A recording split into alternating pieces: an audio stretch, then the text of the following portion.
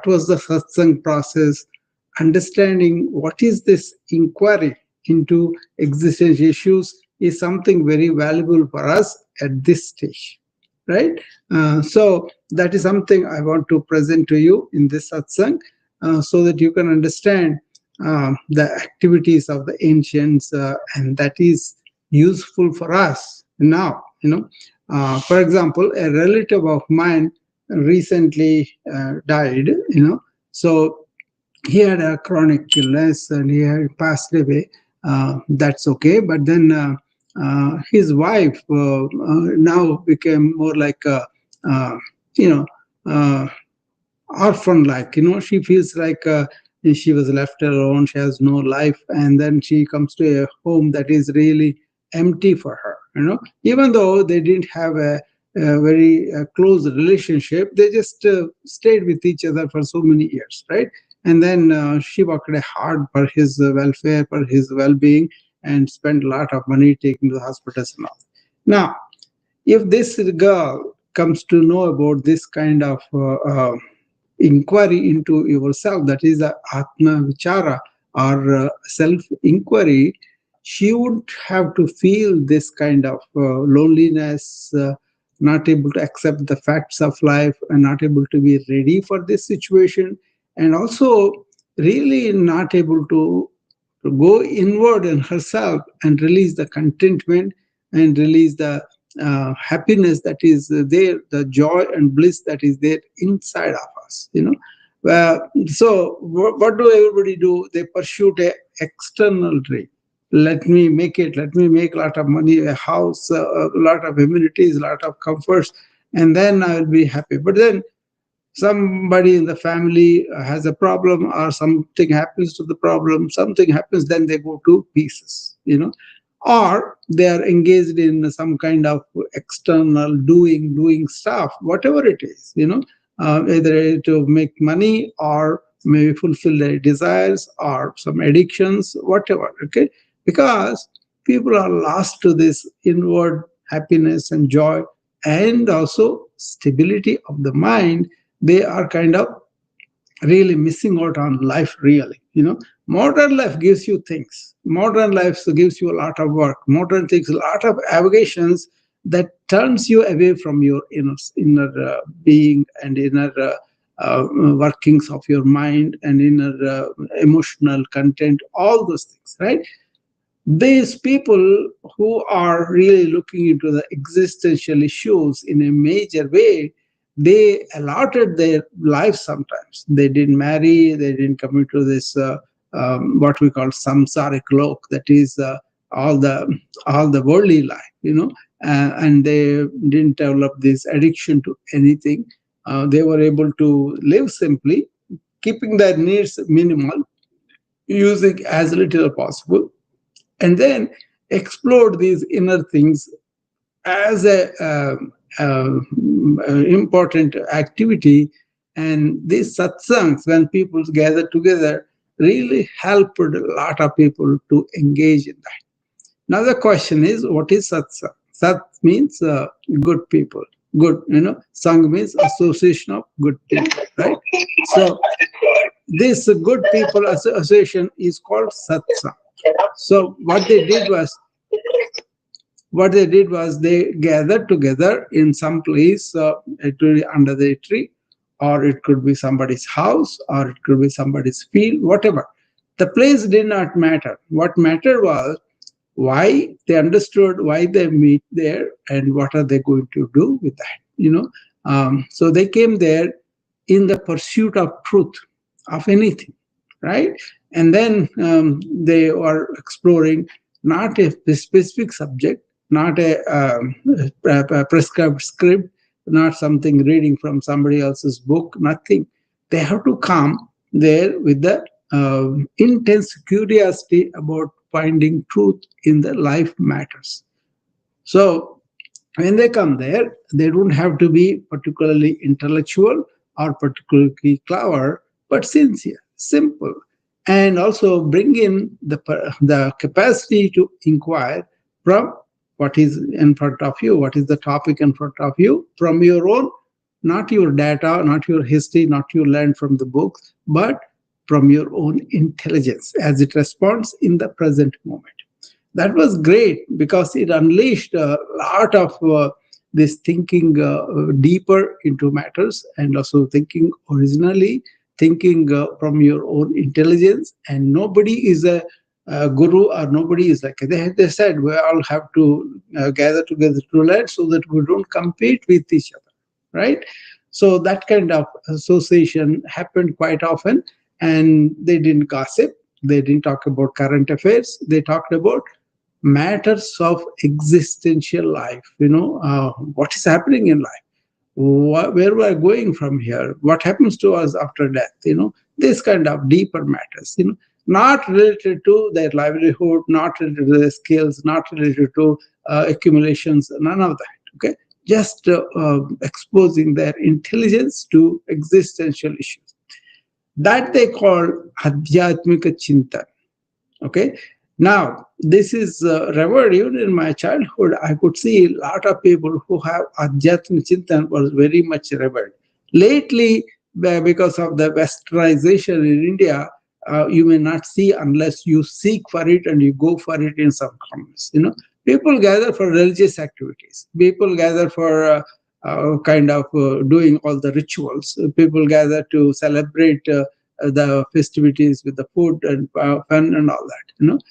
Actually, when you are self inquiry in the way I mentioned about pursuing the truth, people are encouraged to have the uparati.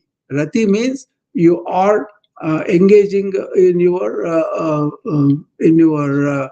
entertainment, whatever that takes our attention. We see the cricket games, we see the movies and all that. But when you are serious about this spiritual inquiry, they said uparati, put the activity a little bit aside so that you'll be serious. So the qualities of spiritual inquiry are, you want to first realize what is permanent, what is not permanent. They kind of talked about our Atman, the indweller, the inner being, is the permanent. Body and mind, they will last forever and they'll go away. This has consequences of how we deal with the grief reaction, how we deal with attachments and all that, right? Unnecessary suffering, right? Suppose somebody dies, all your attachments, all your longings, all your feelings of insecurity, they all come, and people really go through grief reaction in a major way that actually causes physical damage. It's not that somebody dies, you will be casual, but it is that you kind of, with a stoic mind, with a sthita pragnata, with a stable mind in the presence of this, calamities that happen in our life, we can be stable by understanding, by knowing, right? So it's not like a casual thing. It is more like understanding life gives you that inner resilience that you can face your in whatever challenges that you have in life. So these people who came to satsang, usually they have a lot of sway on other people. So they went back, and then they were kind of, they could be kings, they could be gurus, they could be teachers, or they could be household head people. Lots of times, the people are going into the later age, they came there. So they have already seen the life. They already know the issues of life. They know the birth and death, and they know the separations. They know the sorrows of life, right? And then they may be burdened with sorrows on their mind. So they come personal suffering, collective suffering, so many ways, right? But when they come, the doubts, the questions that they may have, are gone, right? So they understood what is permanent, what is not. That is called viveka in Sanskrit. There are four things I'm going to tell you that are important for anybody who engages on the spiritual inquiry, not religious thing, spiritual inquiry of what is truth, who are we, that kind of questions, right? And the second thing is, once you learn that my body mind is not permanent, but my inward being, indweller, is like permanent, and it goes on. That energy, that life, goes on, right? Then you're going to develop not really attachment to the impermanent.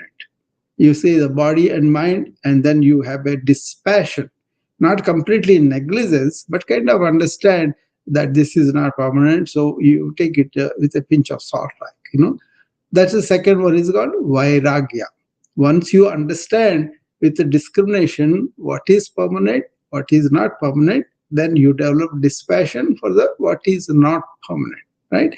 And then you kind of develop practices, six practices together, Shat Karma. What essentially there is, keep your mind quiet and keep your senses in control. So control of the senses and mind, so that you can pursue this spiritual quest, self-inquiry I talked about. And then fourth quality is you have to have an intense curiosity. These are qualities required for people who, not because you will be disqualified, no. It is much better to do your spiritual inquiry, right? And then they said, okay, go and do this adhyatmic chintan. That means all this activity of inquiry that happens within us, not according to a leader, not according to somebody who says, I know, you don't know, but somebody who says, let us pursue truth, let us explore this together. That kind of thing was there in the culture. So the culture has flourished in self-realization. People realize they are the inner being, and then they took care of the outer body and mind, but then they had not pursued all these activities that may not mean much for us. But a lot of people, if you look at it, my doctor friends or my wealthy friends or whoever are very good writers, or all those people I meet them, right? They all have this void inside. And then they are all lost in their own families or their own worldly matters, their own businesses and all that. It's not bad, but then what they pay price at the end of life are, middle-aged men and women divorced or bankrupted or not having any relationship with their children and all that, right?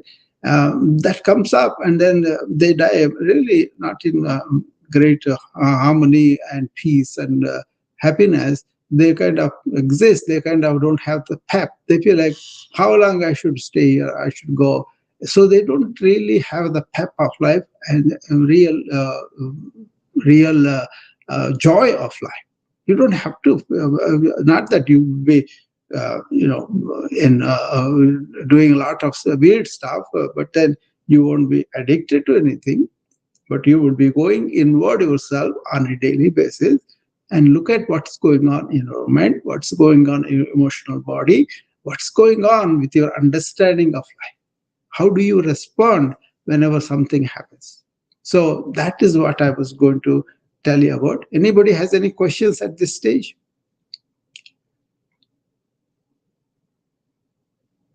Do you engage this? Do you feel this is important? So these are the questions for you to really, know about that, right? So if you have that kind of inclination, naturally you'll be doing. But why I'm bringing this ancient practice here is they did that on a massive scale. It was revered, it was appreciated, because what came out of those meetings, the people who had clarity about things, they came and contributed to the life. For example, an old man goes there and then he feels his family is not caring for him and he has to fend for himself. And he kind of feels that they are not returning what is owed to him. They should be taking care of him. He would say, why am I becoming dependent on them? What are the things I need? The minimum things nature will give me. But beyond that, do I need all these extravagant things? Then you will realize how little value it is to pursue the material gains in a more than what you need. Then you go towards the simple life. Then you will voluntarily say, don't give me all these things that I don't need. Let me retire simply, and then let me be a minimalistic life. Okay? Then he has a lot of time. He doesn't have to maintain a lot of things. He has a lot of time. He can sit down every day and close his eyes and then go into. I'm not talking about calming the mind with meditation or mindfulness. That is minimal, okay? But then I'm talking about closing your eyes, shutting out the world, and looking at what is going on within you. And then the practices go on from that to deeper meditative awareness, a calmer mind. That is really, if you didn't taste about it, you just heard about it, you just understood it, that's not it. You got to do this. Sit down in the morning, sit down in the evening, shut off the world, and then go inward into yourself and then inquire. So, this life of living with a lot of inquiries in the mind and then exploring it with people that are also in the same mode, and that is the Adhyatmik Chintan, is not a philosophical thinking. It's more knowing world, knowing the truth about world, knowing the stuff that happens in the world, and how do I live this? That kind of thing. See, so that's very valuable in this day of fast running, always doing stuff, never have any idea about our inner being, and lot of restlessness, lot of anxiety. Everybody is going through that. Okay, and also the technology, information age doesn't leave you alone. So many things are happening in this time and age. I think these kind of practices are very good for you. Even if you do once a month, or even if you do once a 6 months, if you do sincerely with the spirit of this entire Adhyatmik Chintan way of getting yourself into your own inner self inquiry. That's important. Okay. These are not really deep, but these are issues that you want to understand first, but then you don't want to just accept it and go and be like that. You got to really implement it, live it. Then you will see the benefit of this kind of activities. Okay, you don't have to be addicted to anything. You don't have to be spending time with really meaningless pursuits. Eventually, people may do a livelihood because they need bread and butter and all. That's fine. But then beyond that, you are working 24 hours a day because you want to make it. And everybody worships money, right?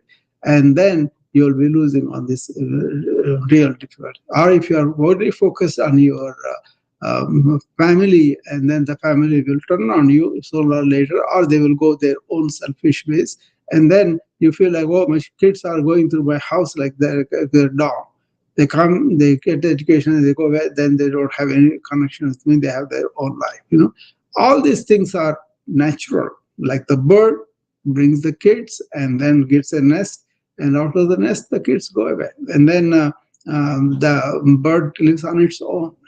So if not that, you can have a friendly relationship with your loved ones, not expecting anything in return, because you are self-sufficient by your own inner understanding, inner inquiry. Okay. Anybody has anything to say or anything to tell me? You can come up and tell me about it. Any questions? Any comments? Does it make sense? Do you understand everything that I said? So not every time we feel that inner sufficiency, how do we overcome? And it brings fear. Inner sufficiency. There are a lot of noise there, Sharmi. I cannot understand you completely. Not every time I know the theory, but forget it. Every time to realize I'm self-sufficient, I don't need anything. But no, you start with, and fear comes out of it. Yeah. No. What I'm saying is, you don't have to go to your inefficiencies and all. You can just think about what is this practice that enhanced understanding in olden times, that has opened up avenues where I could see what is going on within me comes next. Then you will see, you don't have to justify or you don't have to defend anything that you feel. Then you will have more what is called vidya, education about your inner self, inner mind. Well, it's going different ways, it's pursuing different things. Do they have value eventually? Do they have something like self-sufficient for me or not?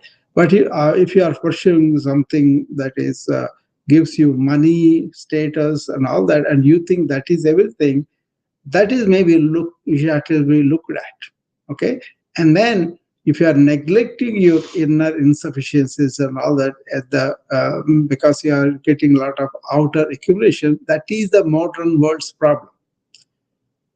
Not one person, but everybody's problem is that inner awareness is not there, and they go with restless mind, they go with addicted minds, they go with attached minds and all that.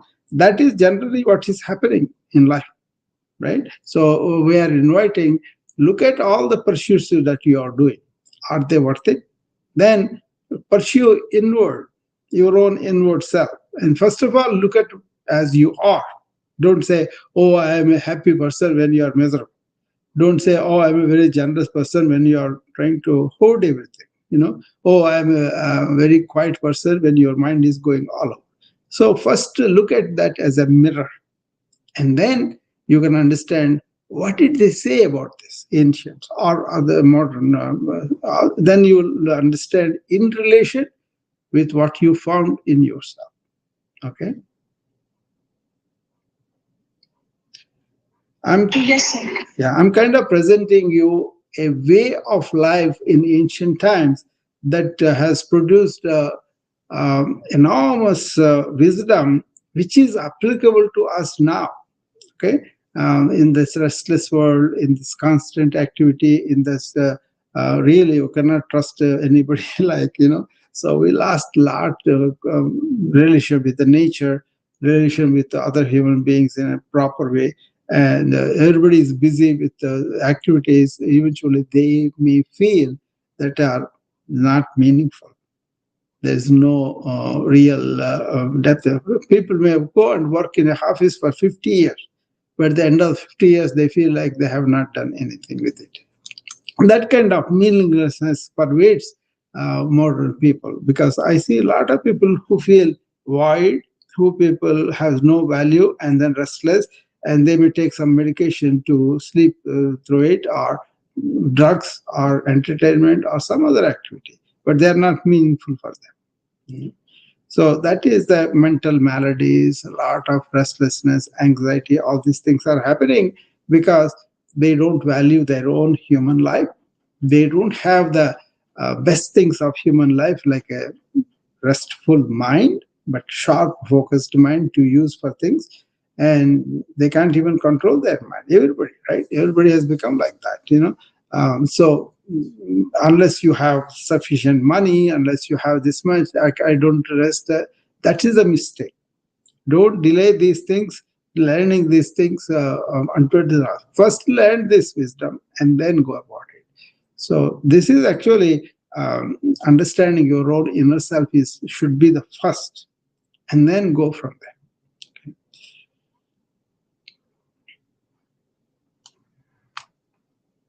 Is that clear, Sharmi, what I said? Yes, sir. Yes. Very much. Yeah. So, so it all depends upon you. It's not about what's written about you. It is about how you are now. What do you feel? So that's how it becomes important for you. Okay. I plan to do this few times, as I do many other topics too. But this is a way of life of Atma Trivijanta, means that people, they want to get away from their mind and elevate, and they don't have how to elevate. They have to bring it out, the soul, because that is self-luminous. It shines out by itself. So if you, like Ramana Maharshi said, is saying, thoughts change, but not you. But that means the real you is not going to change. Let go the passing thoughts and hold on to the unchanging self. That's what I mentioned about what is viveka, what is vairagya, and all. What is viveka is discrimination between what is permanent in us and what is not. Okay, the self, the soul, the life energy, consciousness, that is the one they're talking about as the indweller. We hardly pay attention to that. That's my point. So this kind of we go to the satsang not with expectation of a transaction. That's what business people do. For a business is okay, but you find out yourself this inner elevating your thinking to this level. You don't go with a conclusion. An intellectual will go there. There all the intellectual knowledge. A book reader goes there with all the bookish knowledge. That's not it. Your experiential knowledge.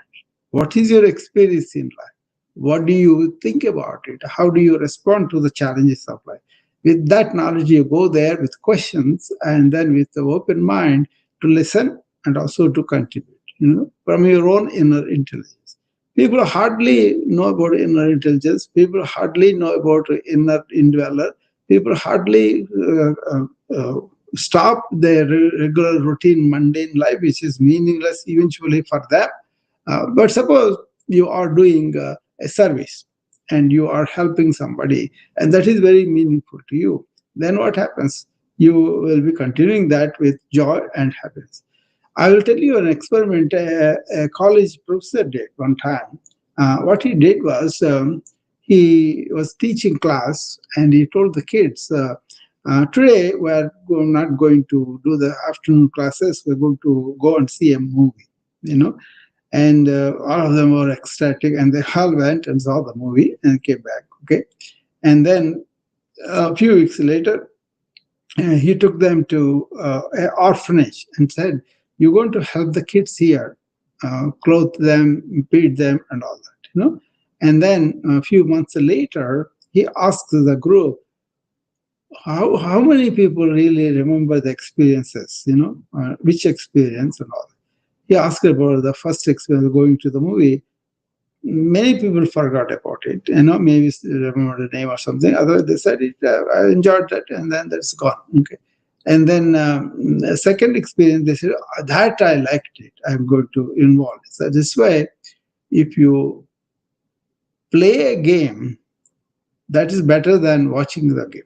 If you watch a game on the TV, but if you take a ball and go out with the friends and family and play in the garden, that is much more involved. Suppose you are playing for a cause that gives you a donation to give to a charity, your favorite charity, then that becomes meaningful. And so that kind of involvement happens when you are self-sufficient, when you are really having this joy and bliss and happiness. That is the difference between the ancients and the modern people. Modern people think the happiness, joy, everything is out there in things, in activities, in recognition, in roles, all that.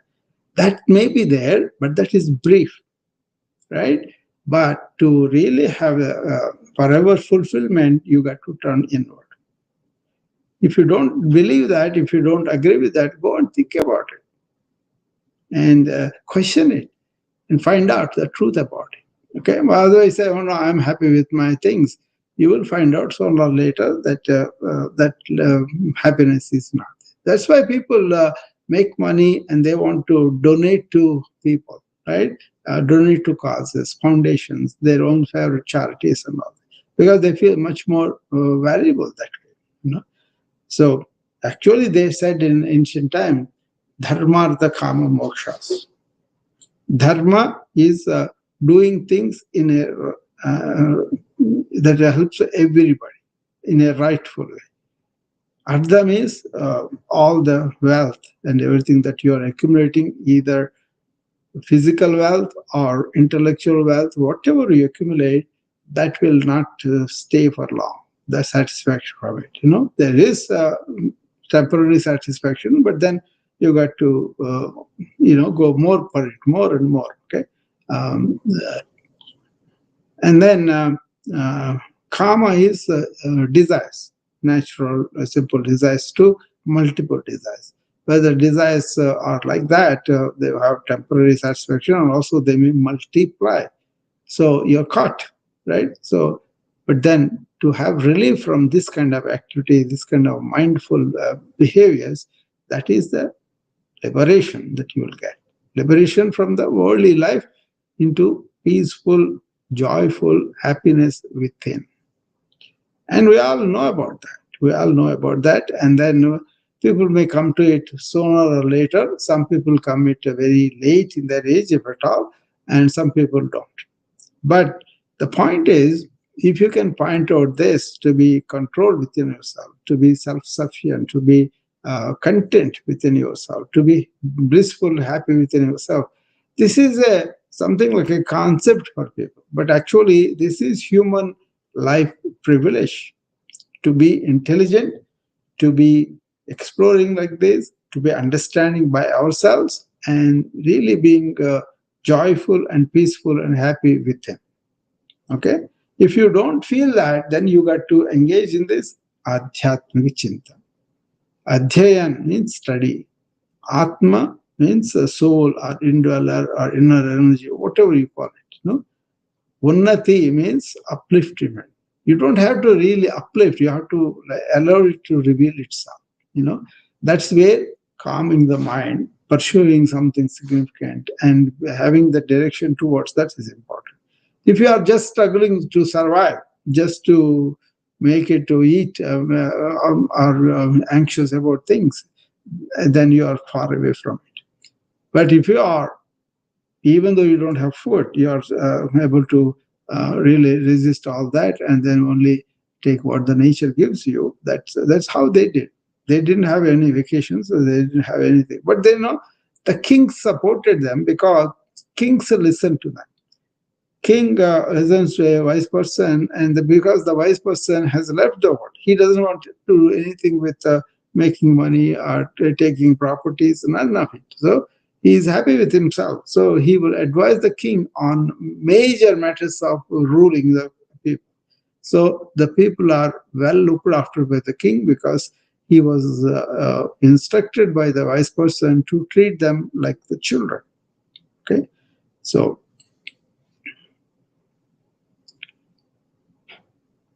anybody else have any questions or comments? Peter, come up. I can have some dialogue with him usually. So this Adhyatmik Chintan is something not related to a subject like a botany, zoology, and all that. It's a way of human beings exploring the universe, understanding the universe, having the harmony with the universe, with the world, and with our own inner self. Okay, so this is Western people thought, I think, therefore I am. But you got to go a little bit back. Now, Westernization happened in Eastern cultures too. So it's all only one thing: external, external, external. It's only doing, doing, doing. But then look at where the human condition is. Miserable, fighting with each other, destroying nature, and not really having a good life for them. Maybe they have temporary pleasures, okay? But they don't last long, right? If you watch movies continuously, how long can you watch? But if you stay in your inner peace, you can stay forever. That is the thing that the people, they experience, and they related, and they advise that too. So actually, they allowed according to the stage of life also. They said, if you are young, children, you got to have carefree attitude, but you kind of play and you can learn. Okay? You are provided for, and then you are protected, and then you are supposed to go to school and learn everything. And then as you go into youth, you develop skills to develop a livelihood, and you also learn. Okay? But you take direction from the elders for the life's important decisions. And then you listen to the wisdom. Okay? And the world people's business is to spend time to acquire this wisdom and give it to the young people and the children, so that they will have a better director life, right? So that is how it went. So they said Balyam, Kaumaryam, Yavanam, and then Vruddhapyam, right? So if you are in the middle age, you support the kids and I support the old people. If you are young people, you spend your time learning and building your skills. If you are an old person, that is when this Adhyatmik Chintan is allowed. Not to follow a particular ism, particular religion, particular philosophy, particular way of life. You know, Americans, what they say, our way of life is the best. But look at the guns, look at the violence, look at the mental health problems, look at the ill health, look at the so many addictions. That is spreading all over the world because American life is best to follow. It's not American life, it is the Western modern life that is at heart. So you can understand, you can be a member of the Western society, you can pursue some things for your livelihood, for your family and all that. But why don't you limit that? And also along with that, why don't you go inward and find out yourself and get the wisdom from the ancients? Even Indians are all blindly following American life. Okay, so they're paying for it too.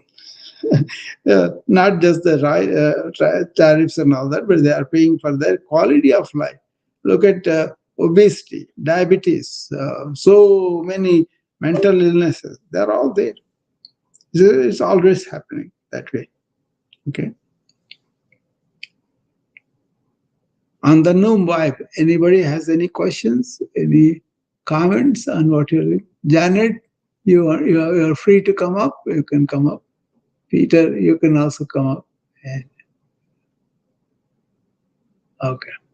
Janet, I know she's interested in the spiritual quest, you know. That's why I asked her that question.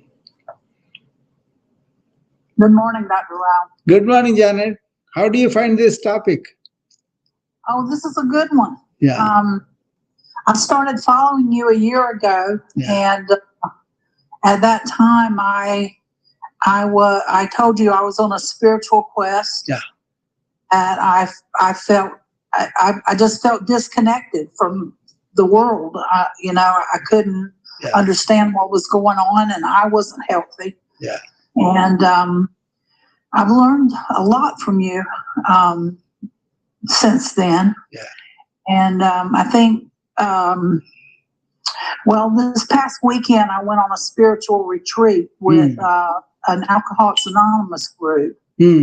And it was great. I came back feeling really refreshed and and at peace with myself. And I think that's the main thing that I've gotten is to be at peace with myself. Yeah. And that is the start, Janet. If you have to start from within and you have the peace, then world looks beautiful.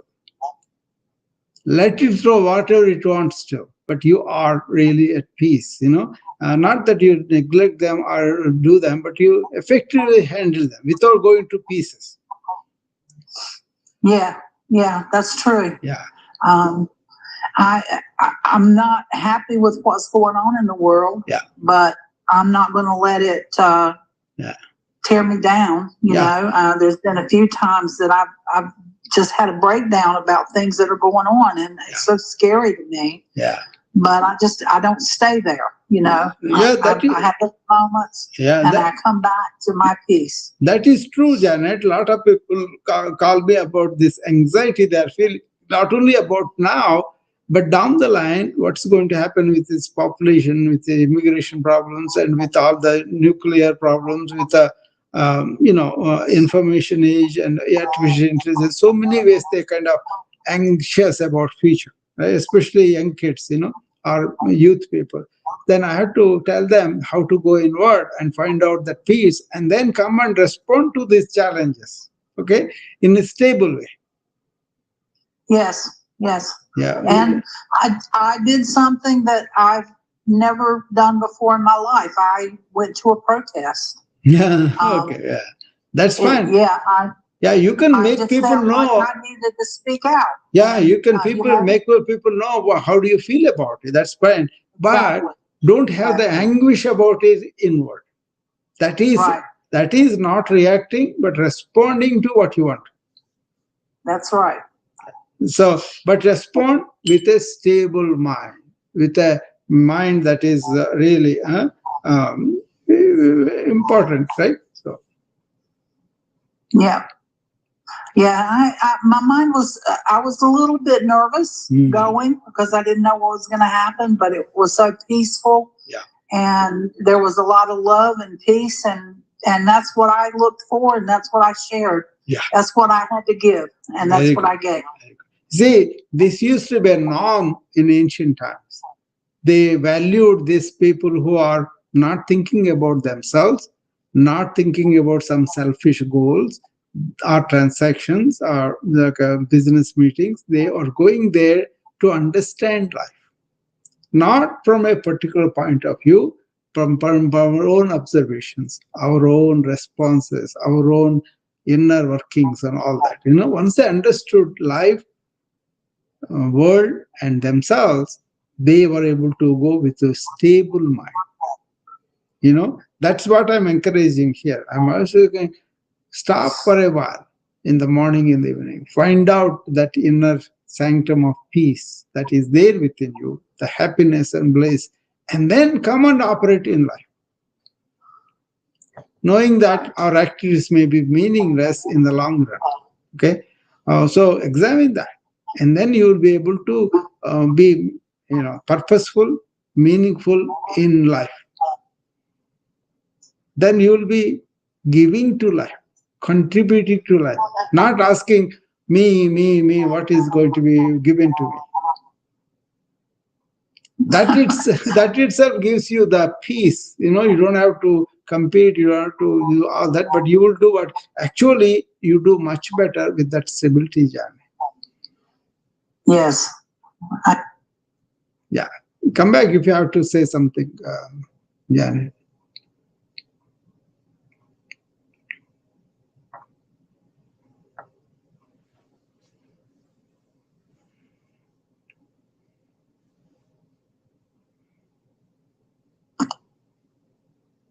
I'm retired. Yeah. I'm going to be 70 next month. On Thanksgiving Day, I will turn 70.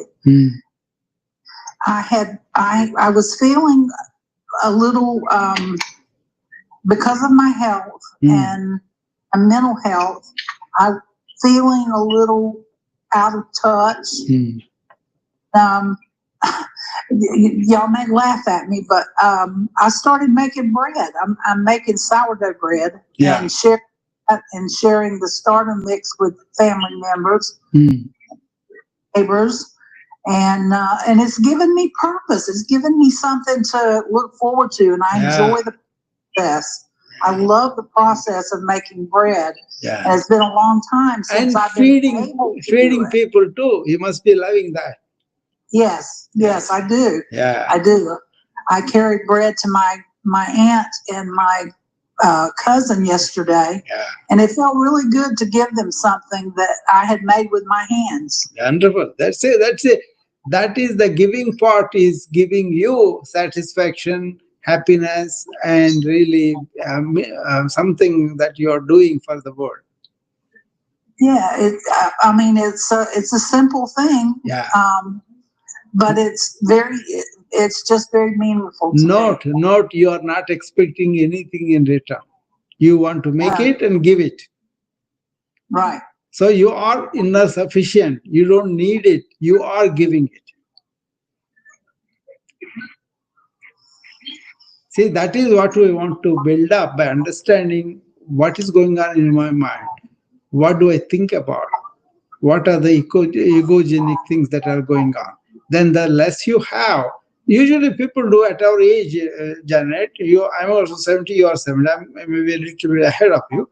But then in this age, we want to give back. We want to contribute without expecting anything in return. Yeah. That is what is this kind of engagement with world, thinking about the world, thinking about the state of the human being, understanding all that helped them in the ancient times with a very stable mind, with a compassionate heart, and they came and give direction to the young people. So in a way, that's what I caught on. Say, what I can give to the life? What is that I can contribute? That became my passion. That's why even though not many people come to the lectures, I do come and talk about it. I don't understand why everybody talk about casual things have 600, 700, 800. But when you talk about real important aspects, which I think we are doing it, people don't respond. That is the problem. Human condition is that. Focusing on entertainment, focusing on trivialities, focusing on things that may not matter in the long run, and also ignoring important problems like planet destruction or wars between nations. These things are important for us to control.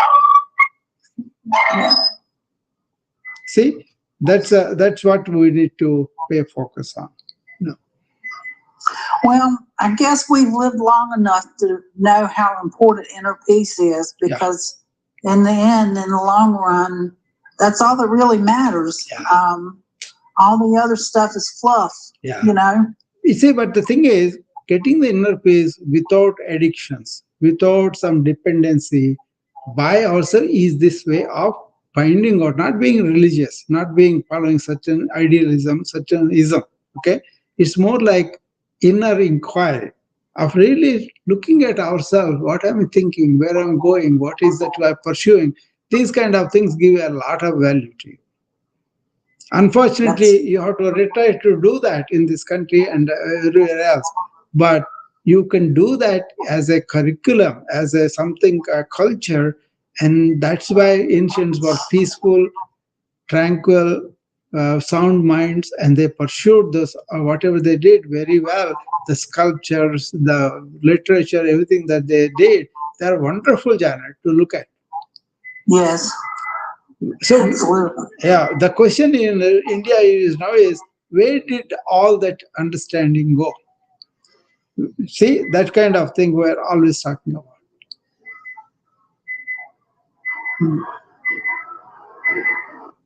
So it's a question of looking at the human condition as it is now in modern times, and look at all the illness that we encounter. You don't have to be chronically ill. You can do a lot about that. You don't have to be mentally ill. You don't have to be destructive like this. And then you don't have to be restless in your mind and not really being happy with the human life. Human life is very valuable. Human life has the intelligence to live well. But what I'm saying is, with this limited thinking only the mental activity is the highest we can have, that's the problem. There's the intelligence behind it. But you have to calm your mind when you don't need it. So my formula is wake up in awareness, stay in awareness, but use your thought consciously to do stuff. After that, eliminate the thoughts from your mind. So my formula is awareness in the morning and through the day, attention to everything as you live the day, and at the end of the day, vacate your mind and go to sleep. But modern life says that thought is everything. So intellectuals, whatever they say, everything. What is written in the books is the only one that we want to look at, And then they kind of end up in the thought because of cyclical thought. Think. Accumulate data, accumulate more into your mind, then what happens?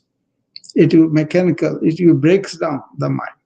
And that's why people have a problem with the chattering minds, with the anxious minds, with the depression minds, all are thought related, So this Adhyatmik Chintan is a practice of human beings who are intelligent, who are not at the behest of the thought, but who are really forgetting whatever they were told and looking at everything with fresh minds and with insight of what they learned and applying that in real life.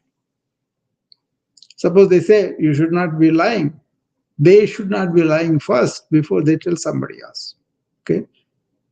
One sage I know, when somebody came and asked him, I'm not vegetarian, what is the purpose of being vegetarian and all that. But then the sage was eating fish because that is the one that is available there. Then he went and relinquished fish and stayed there for a couple of months. Then he came and told him about what is vegetarian, how is vegetarian good for you and all. His energy is better, his acumen is better, his all those things. So many things that are beneficial as a human being if you are vegetarian, he told them. But he would not tell them anybody unless he's practicing them.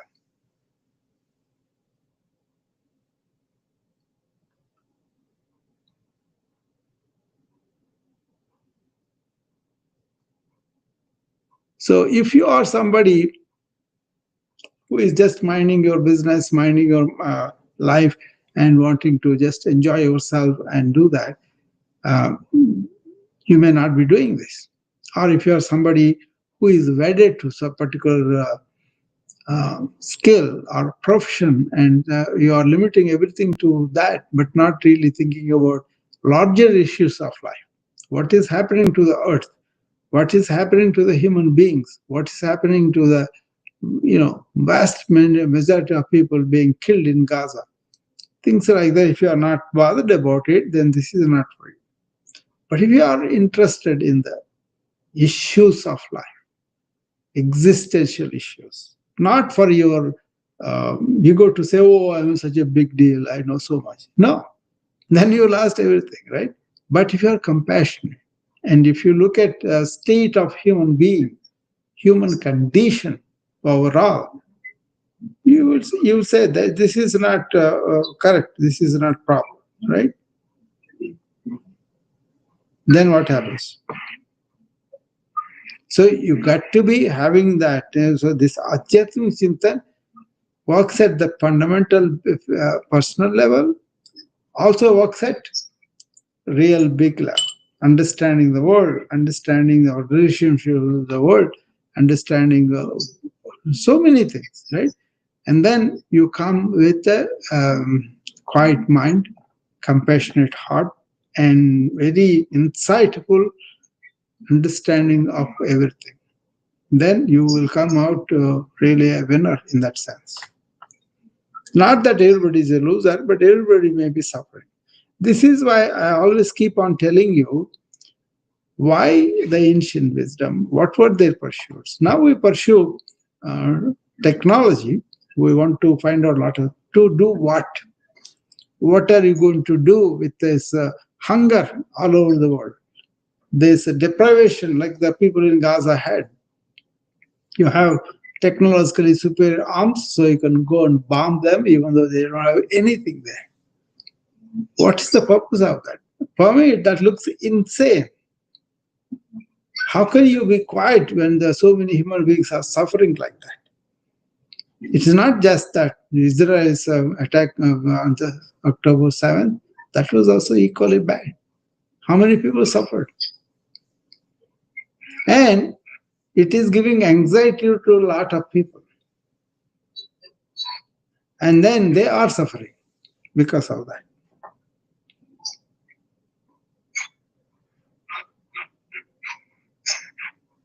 So it's how you look at it. Why some people are scientists? Why some people are sages? Scientists want to find out the principles of nature and understand them and manipulate such a way that they will make our life easier. Or they may have something like, I want to make money and name and all that. That is egogenic. But the true scientist is the one who wants to do good for all, find out things and all that, right? Invest things, Sage, on the other hand, he wants to all life on earth to be better. He wants to everybody that a human being knows the value of human life and live it that way so that you are fulfilled as a human being. That comes from inner knowing. Outer things, you may be gaining a lot of skills, fine. But if you are doing it for your own selfish need, that becomes a small. You don't become a sage because of that. But the sages who have spent this time, only few people also are counted on the fingers, but they have produced massive changes. That is the Adhyatmik Chintan gives you. Not focus on your silly, simple life. Not focus on your selfish needs for your family, for yourself, or for your country either. But we're all one human tribe. We're all one planet. What are we doing to the planet? Why is our mind going that way? Why is that we are so restless, always going after things that may not mean much for us? Think about it, and don't have to blame anybody, but understand how we are not focused on the deeper issues of life. Why we are enormously attracted to entertainment or activities that we may say, oh, I like it, but is that meaningful activity? In the sense of the human condition that we are going through in the world right now. Anybody else wants to come up before I close this? Almost 1 hour, I think. I'll stay here if somebody has questions or comments or ask me anything. Tell me what they do in this cycle, what is their experience. Like Janet came and told about the Alcoholics Anonymous meeting that helped her. So that is kind of a satsang too, But in satsangs, they didn't have a specific purpose, but they had larger purposes. And this also, alcoholic is also a kind of thing, right?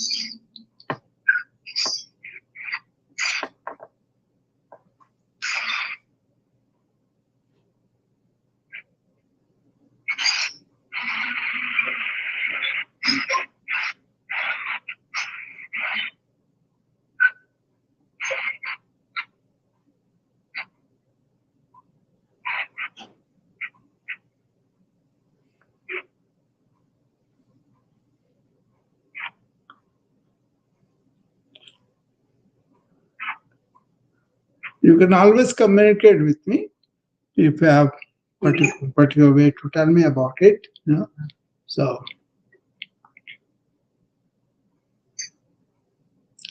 look at how much time is spent every day talking. What good of it? What does it come? See, you got to re-examine yourself, not in a critical way, but just passive observation. If you can do that, it will be better. Anyway, remember, I'm going to do next Saturday on the breath, and breath as a anchor for you, how you can direct your activities and all that. Okay, I will see you meanwhile. Peter, you want to come up and tell me what do you think about this today's topic?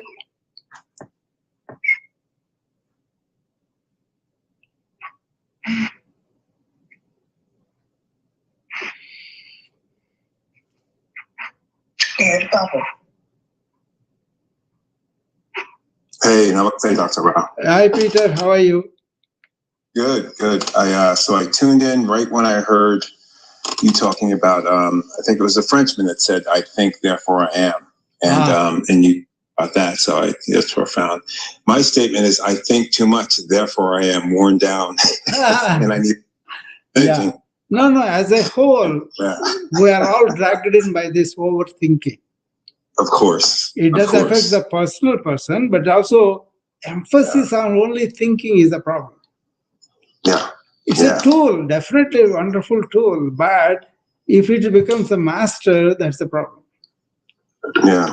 I think specifically about like going through, like trying to think my way out of problems. What I've been learning and what I've been putting into practices, I may think about the problem, but if I don't have a solution right away, I'll let it go and then do something completely different. And if I come back to it, or after just being quiet, sitting in silence, this is about seemingly out of nowhere, the answers come. Yeah, but today's topic, Peter, is about what is called Adhyatmik Chintan. That means you study, you go and study, or you participate in a satsang where people gather to pursue truth of any matter, right? And there you don't come with the data like we come with the book knowledge and all the experts and all. They don't come with that. That is not for the external scientific things. It's about inner matters, right? So then you don't come like a Peter is like this. Okay? I don't need to judge you like that. But I come and say, from my intelligence, what am I listening, what he's saying?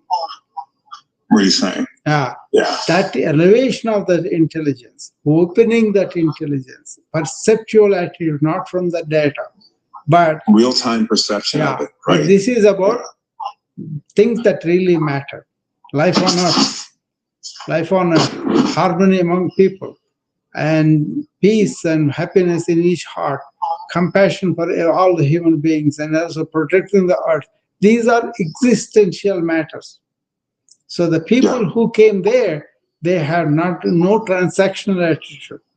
Okay, they come there to explore their own understanding, their own way of looking at it. Then they are educated about the world, about the truth of the matters and all that. So that may not happen right away, but at least you will listen with a fresh mind, fresh heart and all that. So what they did, these people influenced the kings. Kings ruled the earth much better that way. So that's why it's not about teaching religiously, teaching fundamental. That's not it. This is about really going, like a scientist, going deep into something that he wants to study, and conventional wisdom will say only this way. Right. But if he thinks only that, he will never be able to invent anything.